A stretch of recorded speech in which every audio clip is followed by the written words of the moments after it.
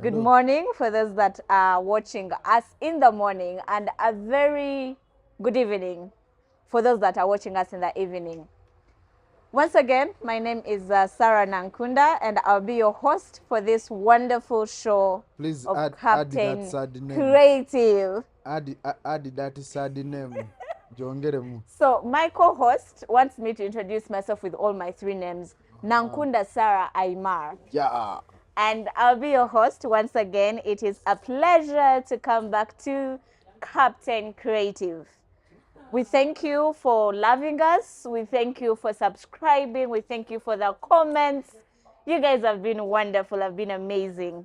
I'm not alone. I have a wonderful gentleman sitting next to me who's going to introduce himself. And then I'll come back to you with our topic of the day. Sir, egwanga ligamba amannya go. I don't know how wonderful I am.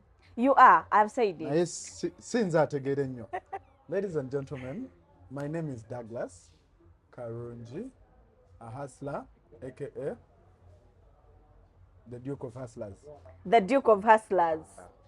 Akokapia. Douglas, the Duke of Hustlers. Yes. Hey, Kati.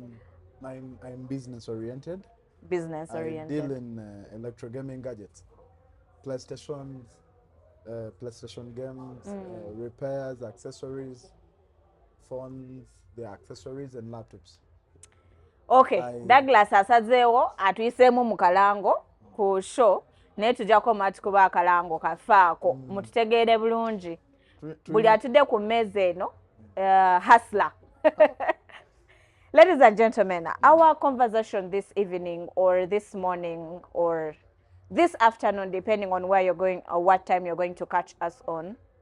Now, Douglas, June happens to be a men's mental health awareness month, and that's the conversation that we're going to have this evening.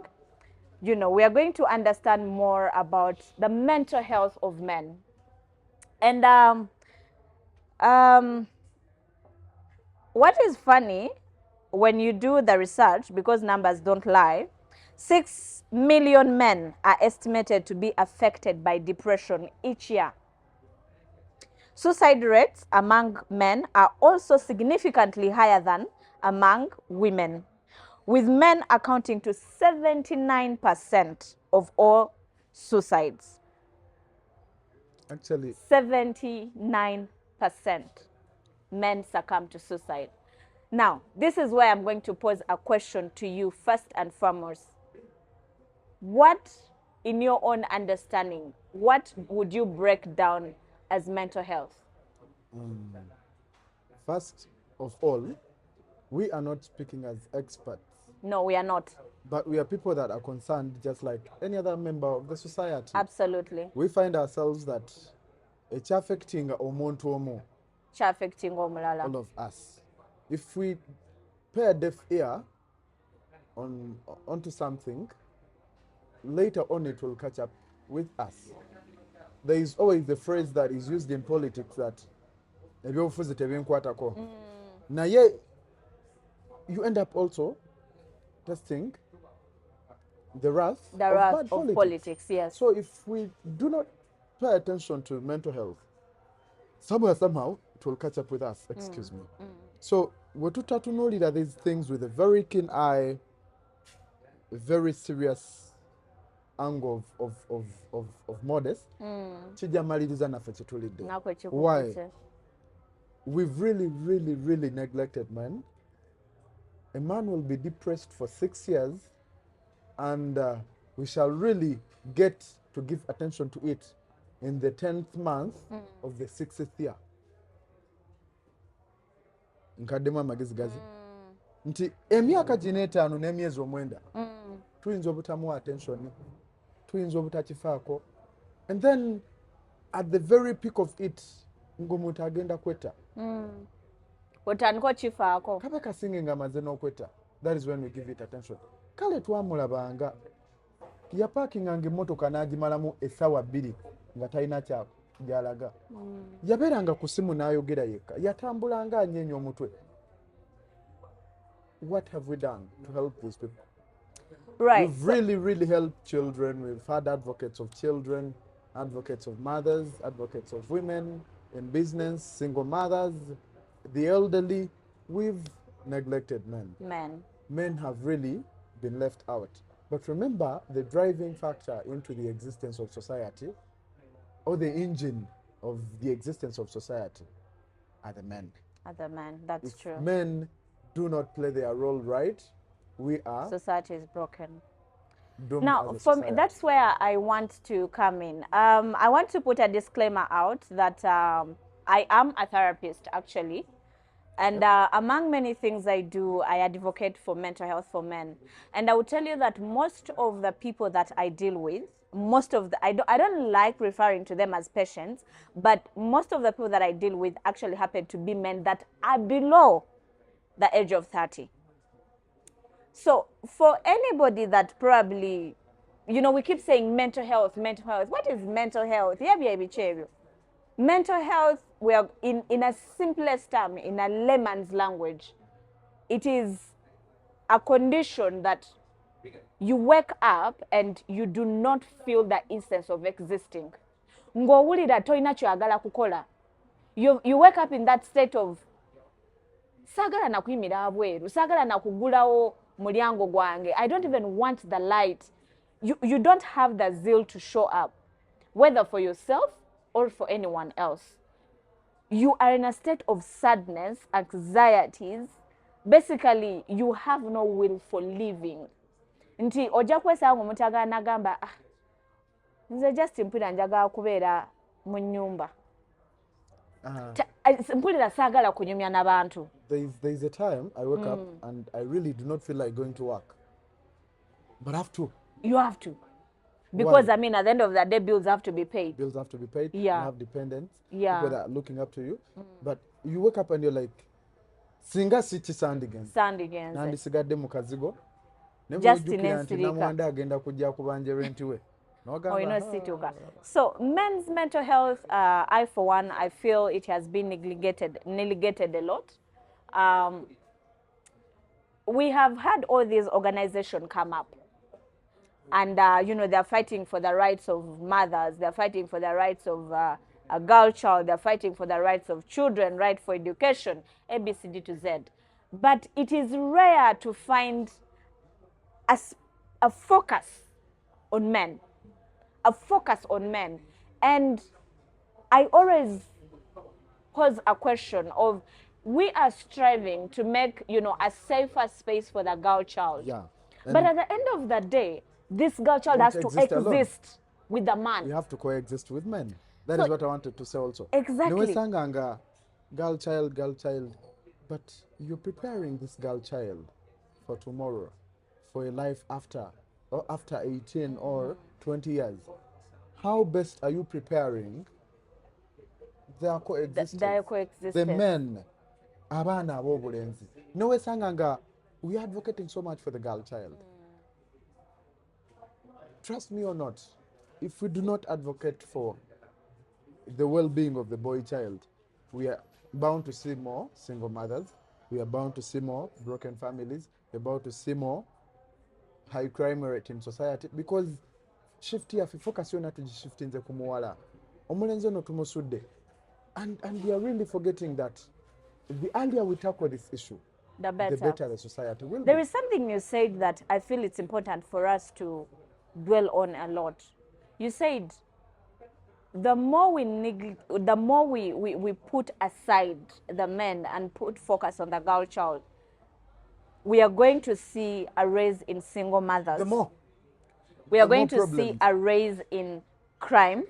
Because this man has reached a point of, I am all by myself. Thank you. And then too, not even the child, the boy child, the adults, the men that are existing already. Why? Society itself, you read, and it says 79%. 79%. That is close to 80% of the society, cases. yeah. So if we have such numbers that are existing and we are really not giving attention to it, we have a lot of issues that cause this.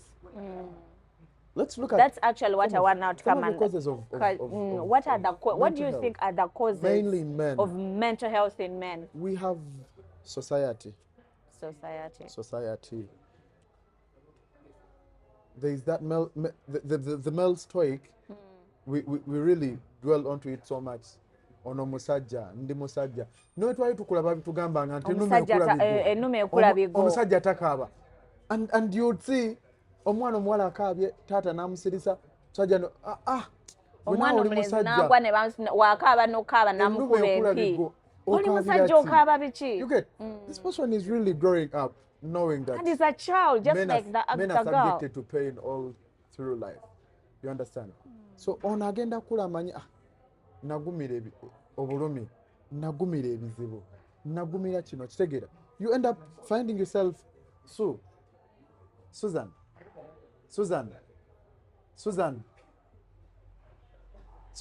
that men are so much left out. Nosanga nti omwana omulenzi yakuza amanyi nti obulamu bwa bulumi. Mutegeera. The tough guy stereotype nti oyo dagga hardcore. Oyo sente noezimubula enkya ajja kuba n'omutwalo. But have you really looked at why Douglas is really into such kind of life? Titwesanga omwana omulenzi ye bamanyi. I not figuring out. You have to figure it out. You have to figure it out. You're a man. You're a man. It's okay. So society has really played a very big role. In omwana quieting omulenzi men. agamba banandaba batya. Nga Fear of nkaaba. appearing weak. You're shedding it. Omusajja akaaba. Kyekikukaabya. You forget that the more this person is in pain, all these people that are under him Are going to be affected. the sisters, the brothers, the mother. Some of us, we embrace our judges so much. Nze jjajja mukyala. Mmala n'emyezi nga simukubidde. Naye lw'omukubidde atandikira we mwakoma. Buzibu ki ng'obadde onkyaye. Otegeera. But you'll find Aimar mukyala wa Regan asirise. Kati alabika alowooza. Kumuwala omulala. Mukazi mulala. He's trying to figure out life. He's trying to. There's a battle happening in his mind. Thank you. He's fighting a billion battles in his head.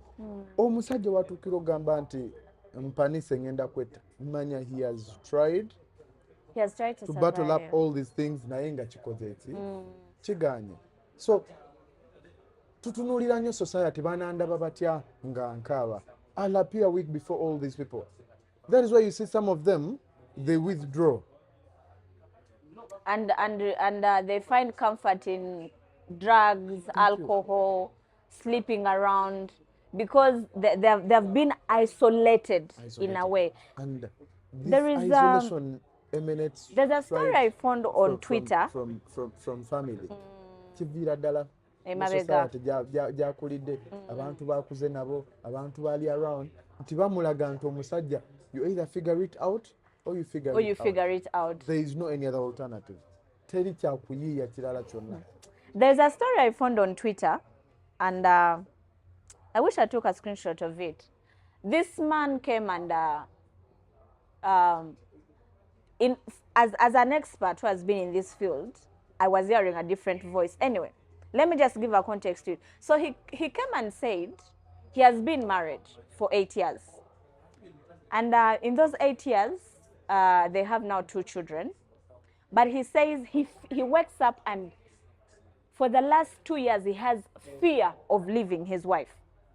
Because suddenly, the light on him has dimmed.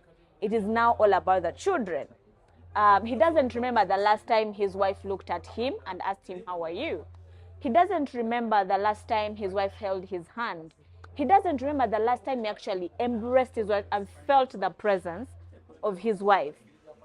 He's a father who comes back home. And he said something was like, yes, my wife still smiles when I enter the house, but I feel I'm not existing in the house anymore. And when I went into the comment section, my heart broke. Nti abantu abasinga ate mostly bakazi badde baligamba, oh, the man is not expecting a woman to take care of the children and him. And then others were saying, oh, that's a man who is seeking attention. Oh, that's a man who cannot even understand how heavy what this woman has to go through. And for me, Douglas, I was hearing a man screaming for help. A man saying, okay, I love my children, they are here, but nobody's paying attention to me. A point. By the time that man wrote that thing, he had thought of what he's about to say. He had comprehended about it. And he has wanted to put it out there, maybe for a year or two. 8 years of marriage. Now that brings me back to the initial question that I asked you of who do we blame? And you mentioned something about society. All of us have grown up in the African home where enume kulabigo omusajja takaaba. But for education purposes, I always say we are now in a better generation. Regan, tuli mulementi, we have more information. Tuli mulementi, we have more knowledge. And that is now where I want us to shift the conversation. There is a state of mind that we grow up in. But now, as Regan, rather as Douglas, banange Regan producer wa fene mwira nga tumwogerako nnyo. Regan producer Douglas. Anko mutiyotyo. Waliwo society gwe gye wakuliramu ebadde different. Naye waliwo society gy'oyagala omwana wo akuliremu. Society eyo yeriwa nti crying is an emotion. It is not it is not masculinity. It has nothing to do with one's. It is an emotion, and I've always said this, that for any man that has that courage to actually show the emotions, that is a very strong man. That is a man who has broken all the barriers and said, listen, I have emotions to put out. I've also have feelings. But now I want to shift. I want to contradict the conversation a little bit. Omani watuwera kumitimbagano ejo bintu bingi byetula, because it's a free space, buli omu ateekayo endowooza ye. Nina ekintu sometimes kyentera okugamba nti in most cases men sometimes are the reason society is not paying attention. Okitegeera. Ngenda kwogera ku case yaliko ku Twitter. I think that was sometime last year. There is a guy who came and he openly said he was raped. Douglas, the highest people in the comment were men.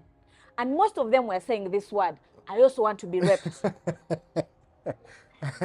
I also want to be raped. Ndagirira gye bakukwatidde nange ngende bakukwatidde.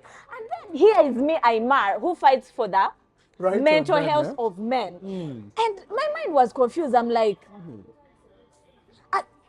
you are the one that is supposed to help us fight for you. Then we also had other men that were coming and saying, oh, where are the women in all this? Where are the feminists in all this? Come and fight for us. And this is what I'm going to say. Until men can actually fight for themselves. You see, that is so true. Olaba n'abakazi betugamba simanyi feminists. In one way or another, it has really helped. The banter they throw around, that yapping and all that, it has really helped. Now we pay attention to the women. So if as men we keep quiet and netu sigala in the dark, the more the society won't give us a listening ear. I'll still share with you what you were saying. Nti oyo mwami eyavayo n'agamba nti mukyala we tamutunuulira. Yakikola nti awulira nga ennyumba ye nga ye takyali part of the home. Otegeera. But that is nature. Nti when you people give birth, you've given life. And this life has to be nurtured. And in reality, ebiseera ebisinga abakyala be basinga okubeera mu bulamu bw'abaana abaana. Nti maama yamanyi omwana.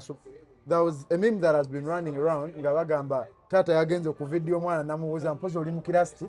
So It's a sign that men twesuuliddeyo. Twesuulidde. I suggest as we advocate for all this. Naye Singa ate twenyigira nnyo. Douglas A soko minute, simbe wakati. soko mpulirize. How about as we give life to these people? Omukyala asulayo obulamu bwe. Twegezeeko okwenyiga mu bulamu buno. Obw'abaana. The more we olaba abaana oba paying attention to every detail. Omwana ajamanya naye taata luli yajjanga n'atubuuza olw'eggulu bule. Lwaki taata kyatubuuza? Maama, taata olowooza ali bulungi. So that is one thing I think men we should first of all consider. Twenyigire nnyo mu the well-being of the family. Taata okumawe katotuukira mu kisenge. Soko engagingeko n'abaana bano. Omukyalo no attention gyawa abaana. Walabanga nawe you're also involved in the life of these children. N'alaba nti taata toli bulungi. Naye ajja kubeera compelled okutandika ogamba nti leero mwami nga tobuuziza ku baana oyisewo direct paka mu kisenge oli bulungi omulimu ki ekibadde okyegera she'll get involved ajja gezaako okwenyigira mu conversation naye the more you let these home responsibilities nti maama yafa okyegera maama nayo attention ajja gisuula mu baana wesange nga talina ngeri ki gyakuyambye oba abaana tebalina ngeri ki gyebakoze ki gye bakutegeddemu ndowooza kijja kuyambako singa tugezaako okwekubira omulanga ng'abasajja tuleme kulinda batukubire mulanga.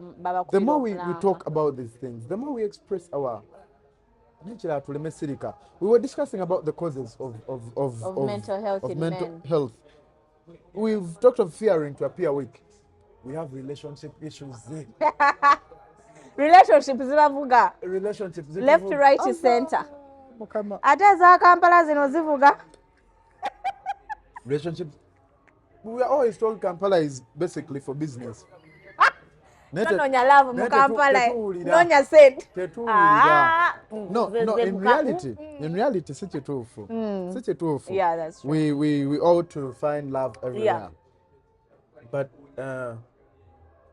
I think one of the reasons that brings depression and all that is, Aimar, how have you kick-started your relationship? On what foundation did you lay it on? Ngamukufe twesanga mabaala olabye ki Aimar kikazi kirungi nosaba ennamba osabye ennamba omulonze ekkubo buli weekend ajjewuwo relationship etandikiddeawo relationship etandikiddeawo nobeera n'omuntu emyezi esatu Douglas 70% relationship za Kampala obufumbo bwe Kampala butandise bwe obeera n'omuntu emyezi esatu naye nga tomanyi na second name ye otegeera obeera n'omuntu wamusanze mu arcade yabadde azze eggula kintu mutandikiddeawo mugenzi out. The foundation on which we build these relationships, we do not pay attention to detail. Before you know it, omuwadde olubuto omuwala akugambye ewaabwe tazaalira ku lujja. Omuwasizza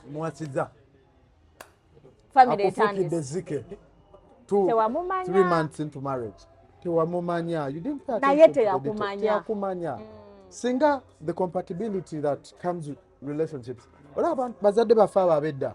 Lwaki I always get back to them if you've noticed every time we're having a discussion. Yes. Nti family ya Aimar yamanyanga ki Douglas ekyo kyekibadde kibba emiyembe ku kyalo. Kyekibadde kuba ente z'abantu. Kyekibadde. So they know every detail of Douglas.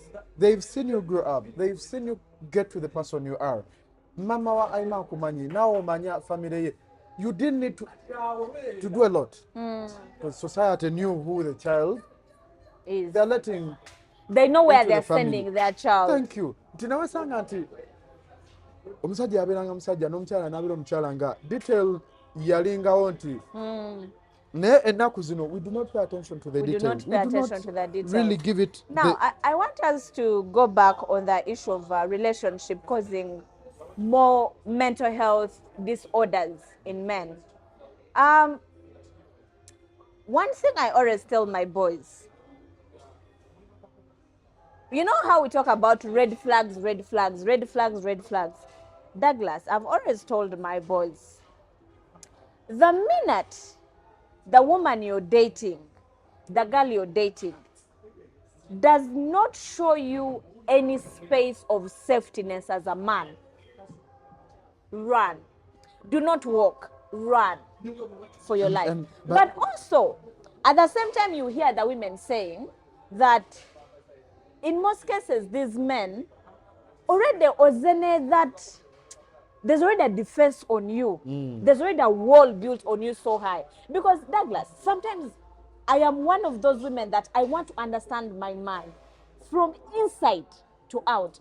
But if I find a man that there's already a wall, like, or you know already it's saying, you're not allowing me to penetrate your emotions, to Yeah. get to know that when Douglas is sad, he talks this way because you're so obsessed with being a man. I'll share something small with you. I'm not getting into your family, but I noticed your Mr. Musaja Musedi Senyo.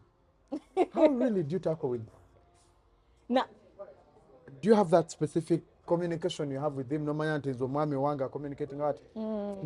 That is also another cause. Abasaja to communicating. You do not express yourself. I would say men actually do communicate.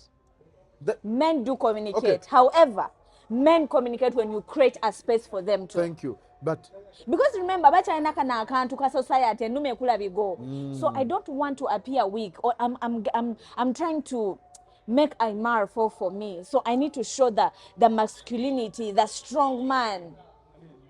But that can only work with a woman that is emotionally intelligent. That's also important. Now, for me, I do not believe in the notion of for a man to show his strength, he is not supposed to be weak. I've always said there's no man I respect like a man who is vulnerable. I respect that man. Because that man, first of all, that's a man who has broken his ego. Omusajja agenda okuvaayo being vulnerable. Omusajja agenda okuvaayo ajja agambe nti Aimar, I need help. Douglas, I am going to respect that man. No, it's really good to always let out yourself. To let out yourself. Let people know. Let people know. Now, this one, I want to put it out there as we continue. Please note that this conversation, like Douglas said, we are not experts. But we None of us. speak, But we speak from the perspective of society, paying attention and society. Paying attention to the details. To the details. And I would wish for men that are listening to know that, one, there's nobody coming to save you. Absolutely. Get up and save yourself. The earlier we worked on this, the better. The better. We are fighting, like, drugs are killing young men, Douglas. Drugs are killing young. What we are doing is the same way mabege ebiri mu ggwanga lyaffe Uganda. Tufiiriddwa abaana abato, Douglas. Abasajja abato. It's either they're on drugs. I mean, of course, they're going to come and, you know, this and this, but drugs are killing young men. Behind camera. Addiction is killing young men. And for me, I've always told people, there's no one with a sane mind who is just going to wake up and say, let me just start drugs just for it. Something has pushed to that man. Push factor. But, dear men, as we conclude the month of June, your mental health should be your priority. Kino nkibagamba.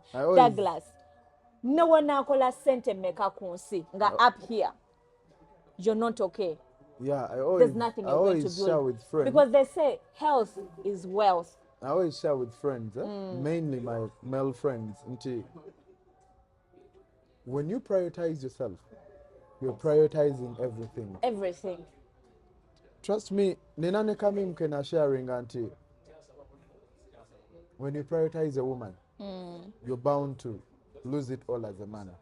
Okay, not basically a woman, but if you prioritize other things over yourself. Yeah. So remember, you're the engine. You're the person that makes this money. You're the person that built this house. You're the person that bought this car. You're the person that started this family. You're the head of the family. So omutwe guvunda Tebigenda functioning.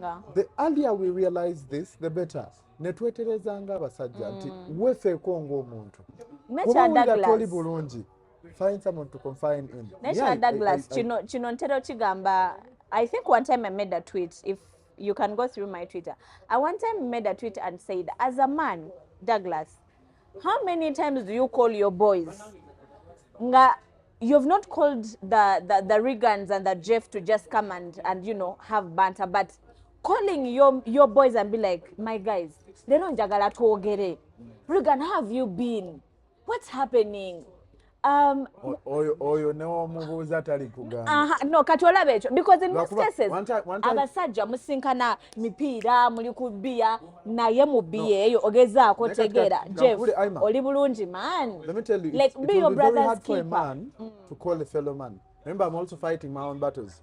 Oftentimes, mu kukuŋŋaana okwo okunywa bbiya, mwentegeera nti Regan tali ki? Tali stable. Omulaba anywa bwe yeesooza. Otegeera? Eva ali bw'ati. Otegeera? And let me tell you, there are people that we spot and nogamba nti according to the way he behaves, leero waliwo ekitali ki? Kitali kituufu. Era we tujja okumaliriza nga because it's really hard for men, but it's a good point you've shared. Nti tutuule twogerenga Mutuule mwogere. tulabe how best we can help each other. Me always tell people, actually, Jeff yakyogerako nti bwe tuba tusisinkana kwogera bitazimba, bwe tusisinkana ne twogera ebizimba nja kweyongera okwagala. Nti mirundi emeka gye tula ne twogera ebintu nga biyamba ffe ng'abantu. Tegeera. Tuleme sisinkananga nti ne Jeff tugendako ddi ku beach. Dwali otuddeko n'obuuza Jeff nti naye Jeff Oli bulungi.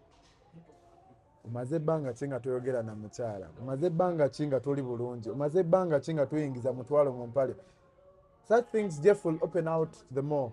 By the time you conclude this entire conversation, Jeff will also be bringing the idea of ninamwesa tugenda ku beach or inamumeka, because you've tackled what is really taking away his Taking peace. away his Otegeera? peace, yeah. The more we prioritize what is really essential in our lives, the better. Nti twesanga nga nti ebintu ebitalina mugaso Tutera nnyo tubiwa obudde bungi. ne twesanga nga kale nabadde naye jjo wano Olwo tunywa bamaze bbiya. okugamba God forbid bamaze okugamba nange Regan yeetaddemu omugo. Kale nabadde naye. naye ggulo, but you did not pay attention to detail because ekyabadde kisinga obukulu wakibuusizza amaaso. Kibuusiza amaaso. Siri eri how do they say in Luganda? Ekinyusi. Ekinyusi. You did not Ombuuziza tackle what could Oluganda. be. Oli muzibu. We are both not, so don't mind. Naye nti ebintu ebyo singa tubiwa the detail it deserves, and it gets back to how shall we help these people. One, me I have three people I'll appeal to. Yes. I'll appeal to a friend, the A close friend. friend.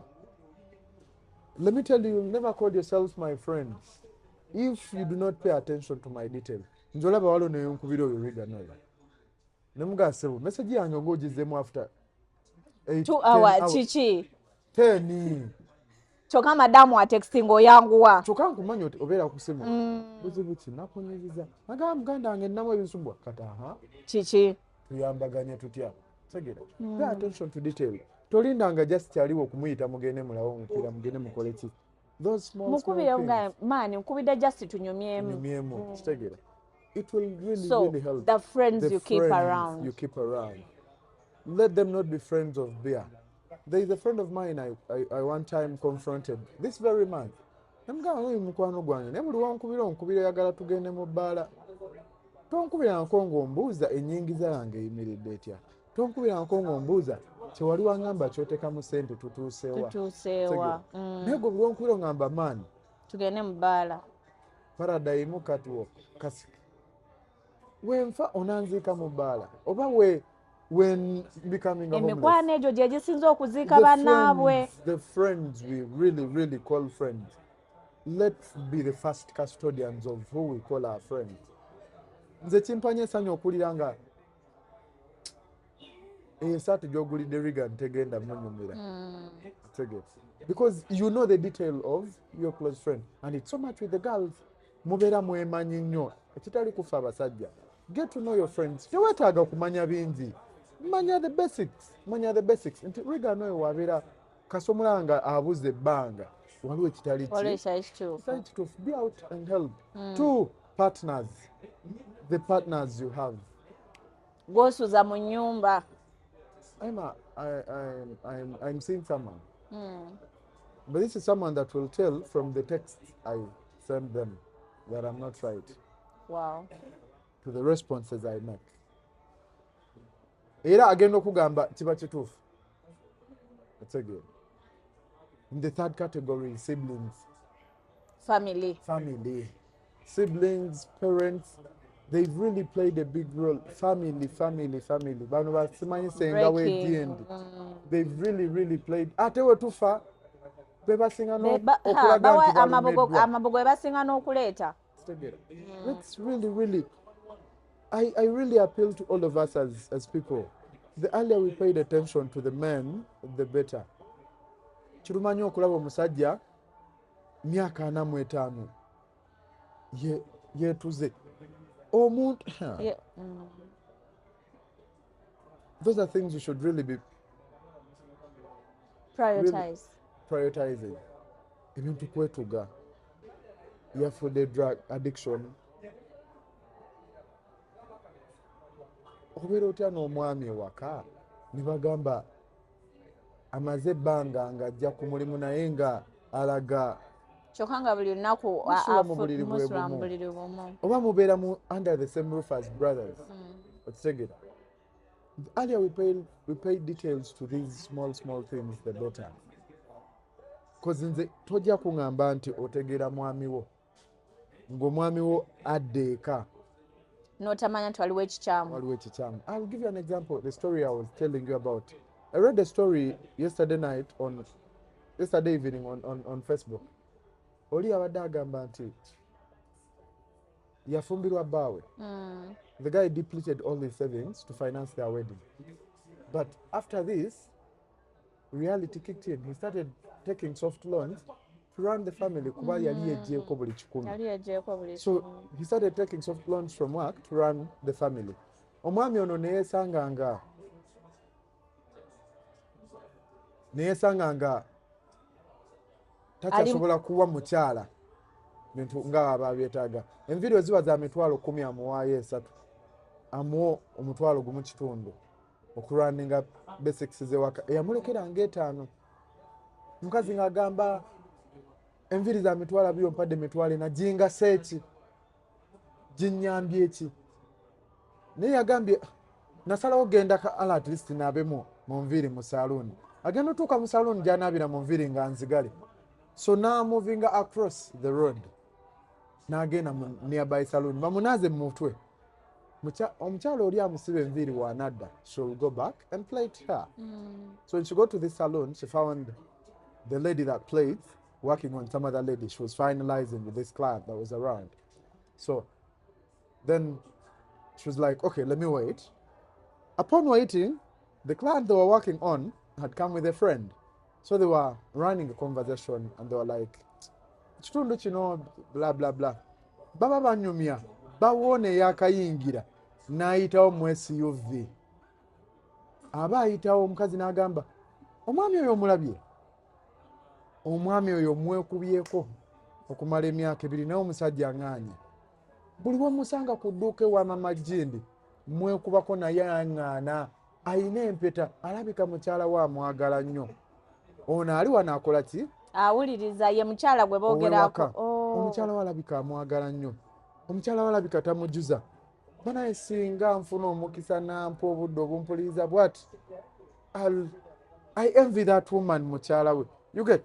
Naye ngono gwe boogerako yabadde agamba nti I had taken like a year or several months. I've not been properly intimate together with my husband. Sejjukira nadure nasemba okupulisayo bange ne mujjako ensawo ku mugongo ne mujjamu socks. Sejjukira dure nasemba mukolera proper meal. Naye nga she was pregnant. Kati ng'agamba nga bali awo bagamba mukazi we alina obanga she's the happiest woman on earth. Because omwami aŋŋaanye n'ennamba yaginnyima n'agamba n'omuntu w'edduuka lwali jimpa ali mu kyawa. So the conversation ran on. And then she was like, nze n'owange n'ez'enviiri olowooza azimpa tampa. Naye laba omusajja alina oba engeri gya buli lunaku wayita ku dduuka n'agula akaveera alina obange ewuwa abaagala nnyo.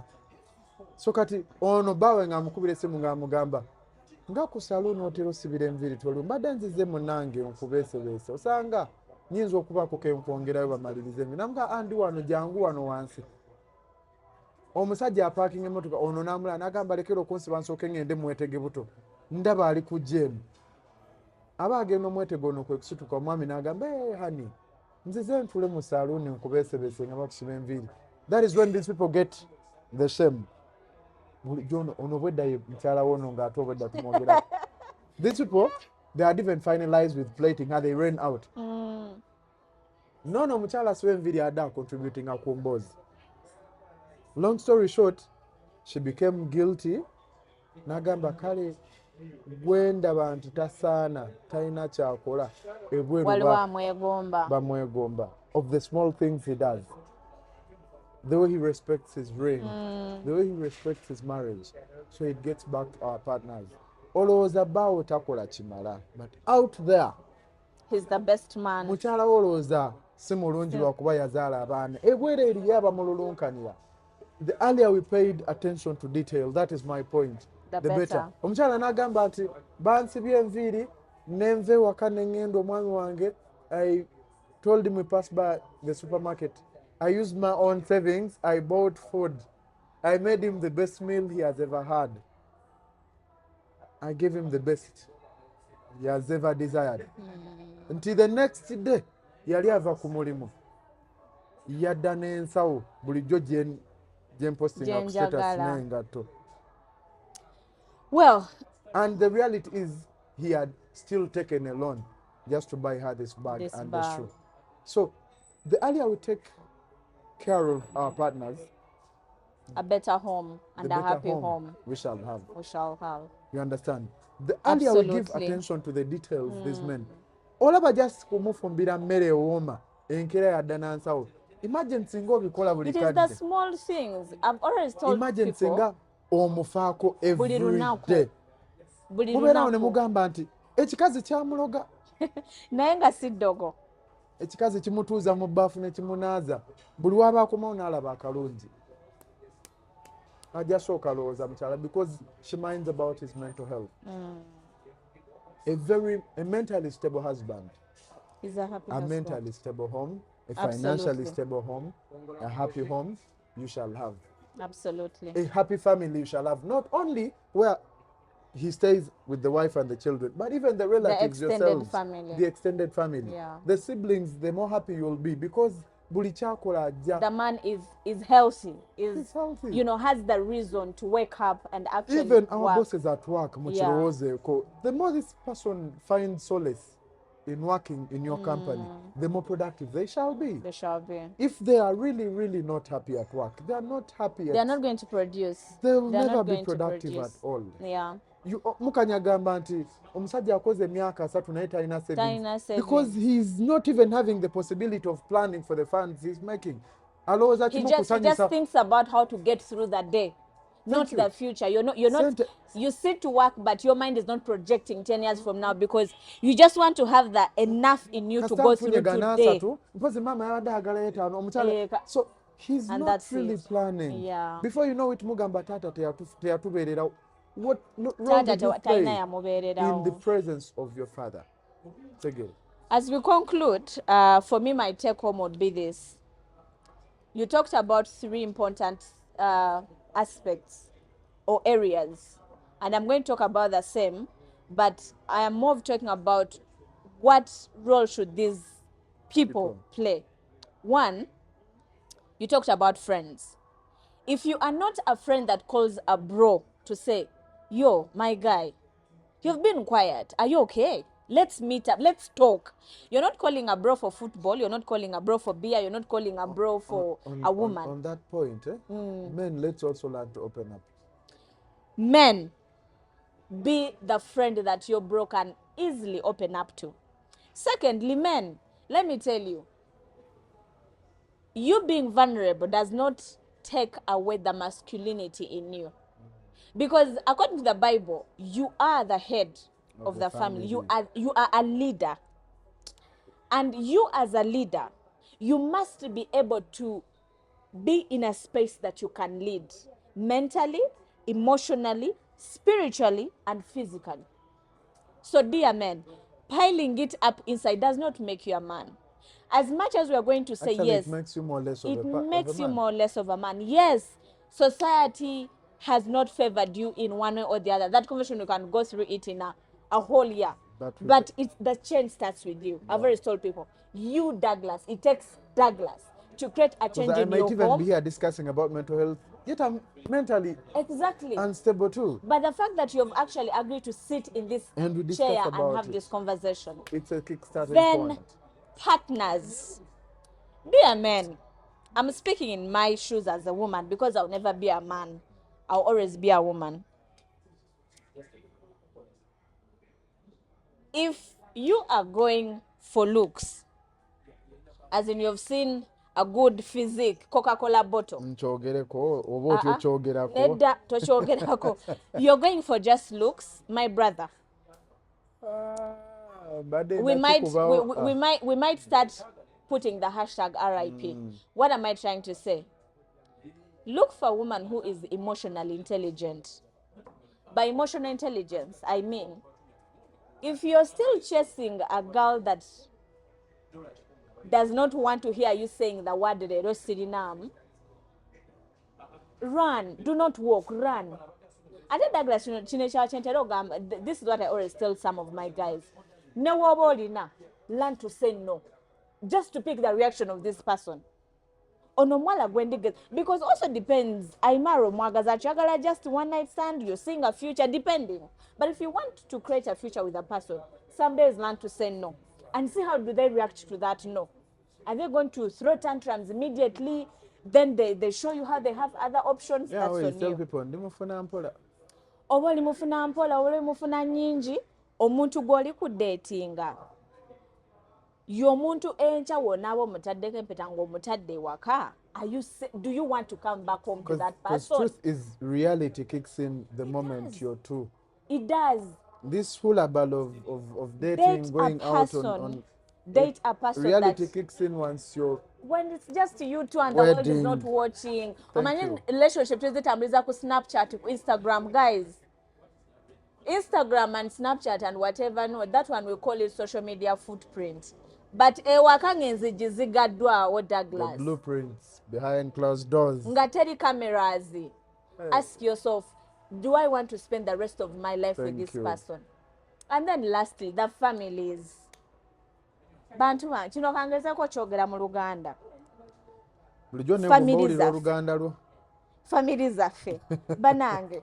Temuntuleetera kujjako masimu, nemuleetera batabani bammwe kujjako masimu nga balabye essimu zammwe nga zivuga. Because Douglas, omanyi nga percentage esinga mu Africa oba mu Uganda, bw'olaba essimu ya taata oba yamugamba ha Mama Ligano akubira essimu ninako mmeka oba kyekibuuzo ky'osooka n'okwebuuza kasita olaba essimu okuva ewaka ha banange bataata bamaama baganda baffe yigokubirako mutabani wo nga jasa omutwe mugamba oli bulungi osirise kiki emirimu gigenda gitya okitegeera naawe Douglas ogenda okujja amaanyi ogambe nina ekyayitambula bulungi kankumireko muganda wange muyitiremuko. Ladies and gentlemen, mental health is everyone's responsibility.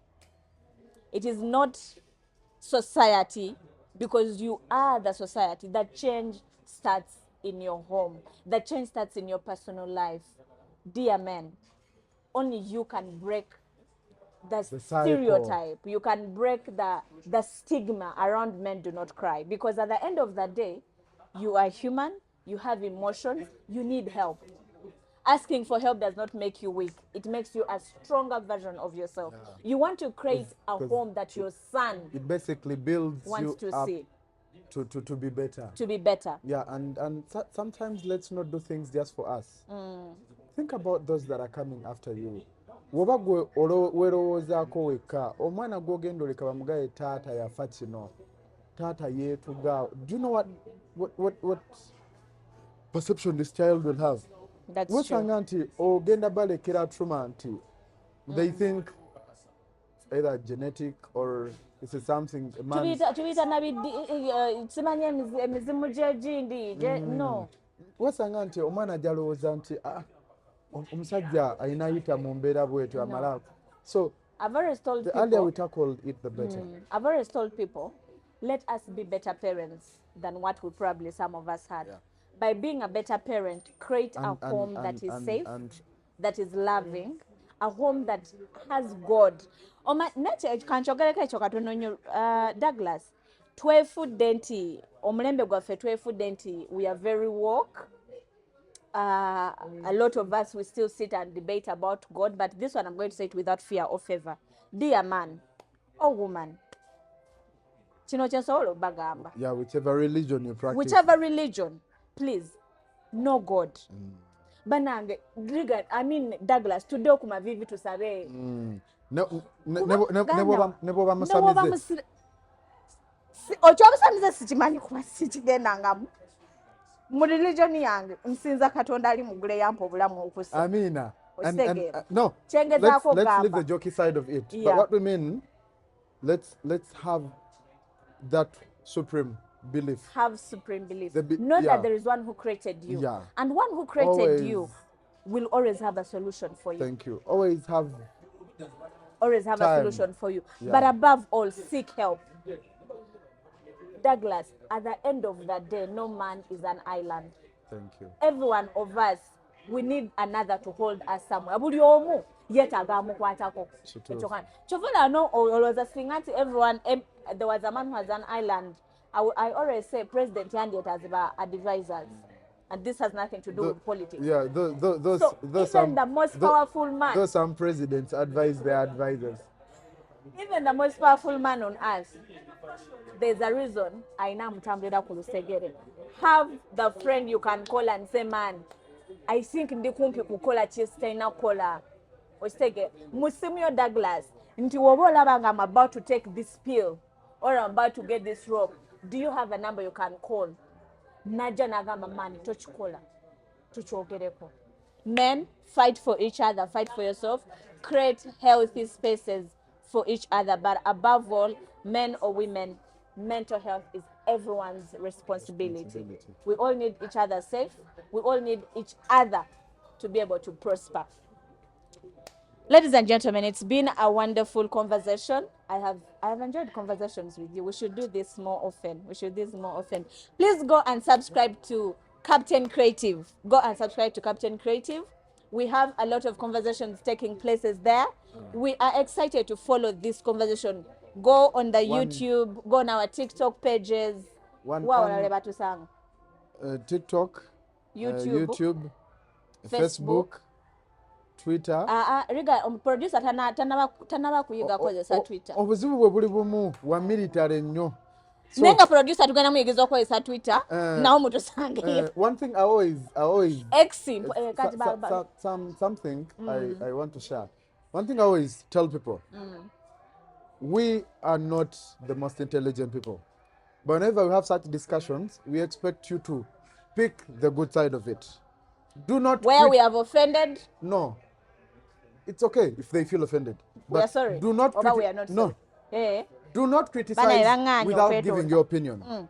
If you feel my submission isn't to your expectation, give what you feel. It is an open space. It's an open space. At the end of the day, we only instigate conversations. And we expect more from you. We love you and we hope to see you next time. Peace and love.